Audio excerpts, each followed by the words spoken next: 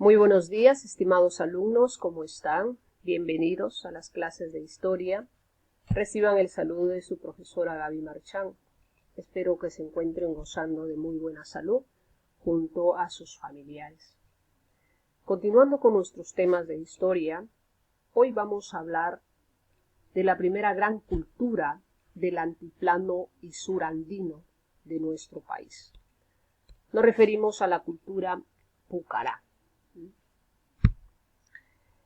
La cultura pucará es una de las culturas que dio origen a las diferentes culturas del altiplano, entre ellas la cultura tiahuanaco y posteriormente la cultura inca. ¿Cuál es la ubicación geográfica de la cultura pucará? La cultura pucará se desarrolló, podemos observarlo ahí en el mapa, ¿no?, en lo que es en el actual departamento de Puno, en la provincia de Lampa, en el distrito de Pucará. Entonces es una cultura que apareció a orillas del lago Titicaca, al sur del Perú. Pero su asentamiento más importante fue Pucará. Se desarrolló aproximadamente entre los años 200 y 400 antes de Cristo, 200 años antes de Cristo y 400 años después de Cristo. ¿Quién estudió la cultura pucará? ¿Quién fue su gran estudioso de esta cultura? El arqueólogo e historiador, antropólogo peruano, es Luis Eduardo Balcácer. Entonces, Luis Eduardo Balcácer es el principal estudioso de la cultura pucará. Con respecto a su organización económica, ¿cuál fue su principal actividad económica que desarrollaron los pucará? Los pucará, debido a la altura en que se desarrollaron, a más de 3.800 metros de altitud, ¿no?, en el actual departamento de Puno, un territorio muy frío, ubicado a 3.800 metros, es un territorio bastante frío. Basó su economía principalmente en la agricultura. ¿Y qué productos cultivaron?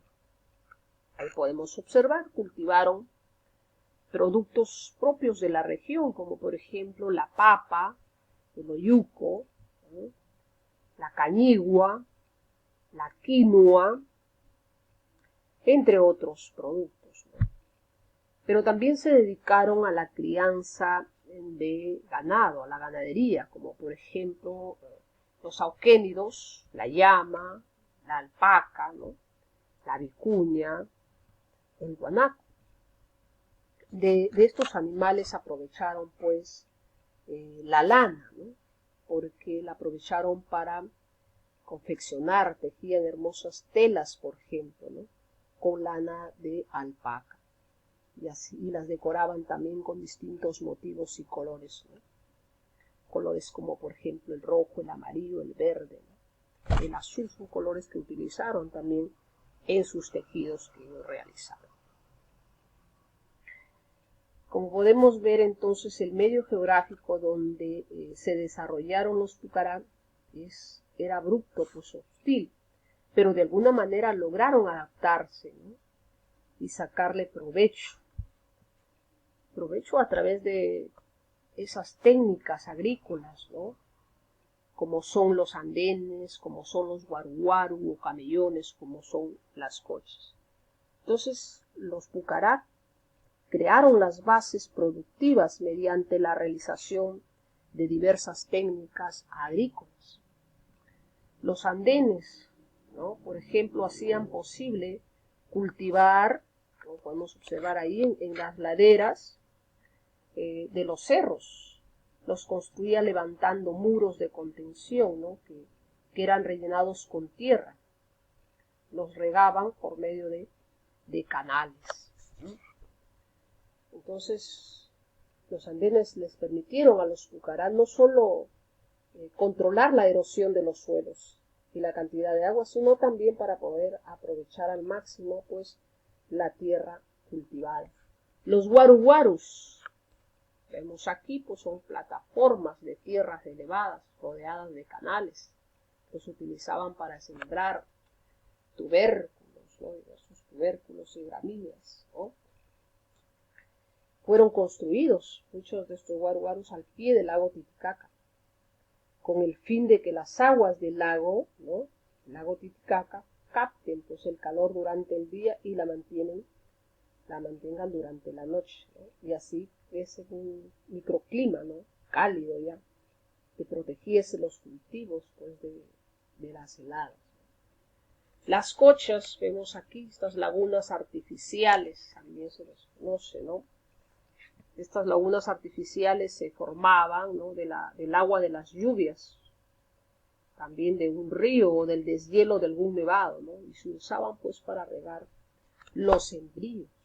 Entonces, es así que estas lagunas van a permitir pues que el agua entonces recolectada fuese llevada ya por canales para poder regar los cultivos de los tubérculos y también para los pastos, ¿no? Que eran destinados pues para el consumo del ganado, ¿eh?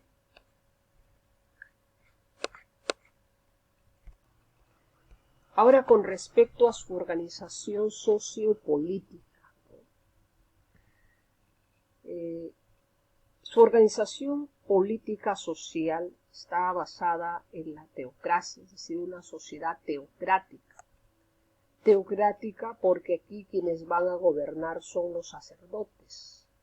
Entonces la religión era el centro de su sociedad. Predominaba socialmente pues entonces la casta sacerdotal. La casta sacerdotal entonces se encontraban en el gobierno, tenían el dominio del resto de la población, ¿no?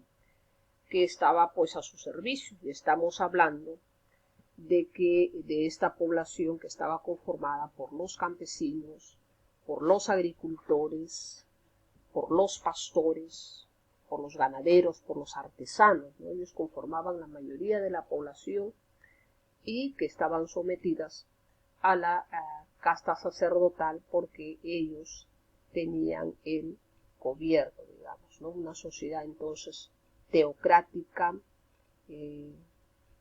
y por lo tanto entonces la religión prácticamente era el centro de la sociedad, predominio social de la casta sacerdotal. Entonces habían también pequeños comerciantes que articulaban tanto los productos del campo entre los campesinos y pastores como a los de la ciudad, ¿no? Que eran los artesanos. Una organización social, ¿no? En base a grupos sociales. Con respecto a la religión, ¿no? Esta cultura se caracterizó por ser politeísta. Rendían culto pues a varias divinidades. Y su dios principal o su deidad principal era considerado el sol. Al sol le ofrecían numerosas obras de arte, ¿no? También como son templos o piezas, ¿no? Que eran fabricadas en cerámica, ¿no? Entonces construyeron santuarios, construyeron muchos objetos de barro, ¿no?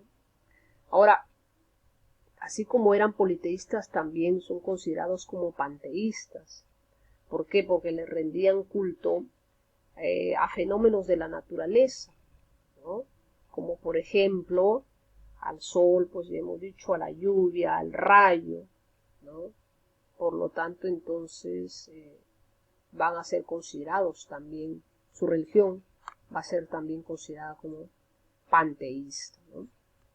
El dios más popular fue el llamado dios de las varas, también conocida como el dios de los báculos. Con respecto a sus manifestaciones culturales, tenemos ahí la arquitectura, ¿no? Para la construcción de sus centros arquitectónicos utilizaron principalmente, podemos ver ahí las imágenes, principalmente la piedra, ¿no? Como material en sus construcciones. Las piedras pues estaban destinadas a la construcción, eran pulidas, ¿no? ¿Para qué? Para que pudieran pues encajar, ¿no? A la perfección cuando se están levantando los muros. También construyeron pues muy importante numerosas aldeas, ¿no? En los que destacaban pues los edificios públicos.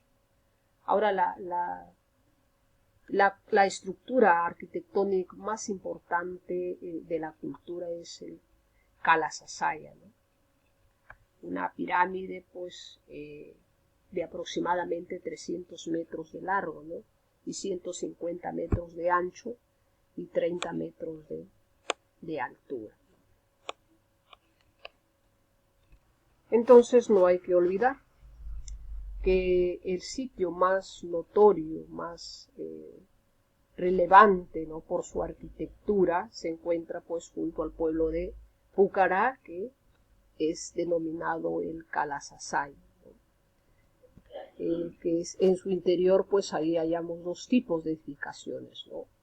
En el interior del Kala Sasaya se dice, bueno, que dos tipos de edificaciones, uno sencillo o rústico, ¿no?, que debió ser probablemente destinado para el sector urbano, y también edificaciones religiosas que fueron destinadas para las ceremonias religiosas, ¿no?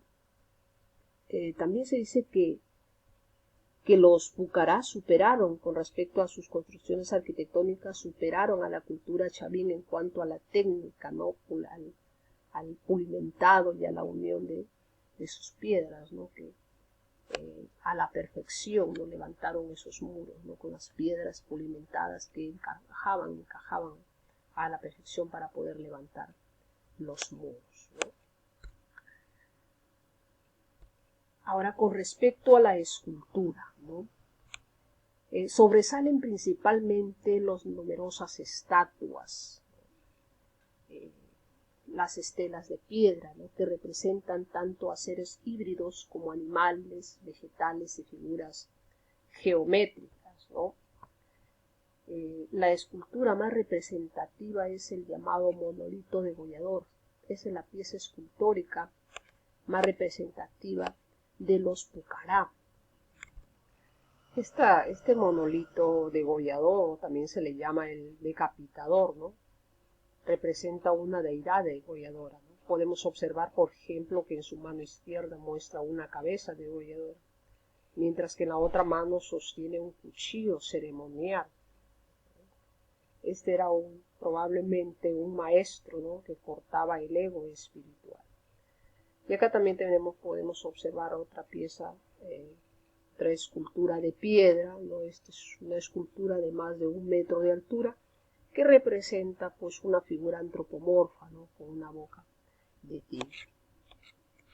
Con respecto a la cerámica, ¿no?, elaboraron pues vasijas de varias formas, ¿no?, pero la más característica fue un vaso, ¿no?, aquí vemos de boca ancha con una base muy gruesa.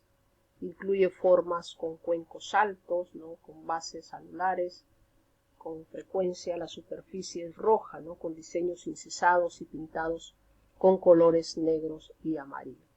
Los temas de diseño son principalmente, pues vemos felinos, camélidos, también representaban a personajes que llevaban cetros en cada mano, y muchas vasijas son modeladas. Entonces el desarrollo de la cerámica de los Pucará fue bastante avanzada, ¿no? Se diferencia de otras pues por la forma y las técnicas que utilizaron, ¿no? Los colores variaban entre el rojo, ¿no?, oscuro, hasta también el marrón que utilizaron, ¿no?, en algunas cerámicas. El amarillo también, ¿no?, el negro, el gris, ¿no? Elaboraron también vasijas de varias formas, ¿no? Pero lo más característico, hemos dicho, es este famoso vaso, ¿no?, de boca muy ancha, con una base muy gruesa, ¿no?